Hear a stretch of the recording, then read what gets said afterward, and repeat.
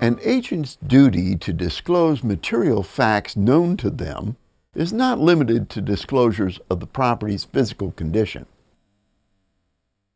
A death on the property can become a material fact if the death affects the market value of the property, or the buyer indicates a death on the property will interfere with their use and enjoyment of it. Let's go over another example. Consider a buyer who enters into a purchase agreement negotiated by an agent acting as either the seller's agent or the buyer's agent. The buyer receives a transfer disclosure statement discussing the condition of the property and submits an offer. However, the buyer is unaware multiple murders occurred on the property more than 3 years before the buyer's purchase offer. The agent conceals their knowledge of the murders from the buyer. Further, the agent is aware that the notoriety of the murders adversely affects the market value of the property, placing its value below the price the buyer is agreeing to pay.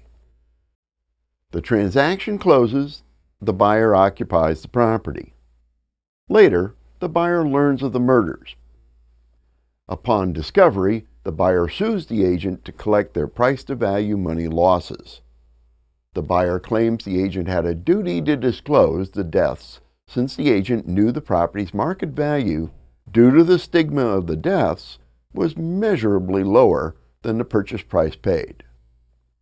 The agent claims they do not have a duty to disclose the deaths since they occurred over 3 years ago and the deaths were not required to be disclosed on the TDS. Did the agent have an affirmative duty to disclose the deaths? Yes, the deaths had an adverse effect on the property's market value and were material facts that were intentionally concealed from the buyer. Thus, both the buyer's and seller's agent have an affirmative duty to disclose their prior deaths when the death might affect the buyer's valuation or desire to own the property.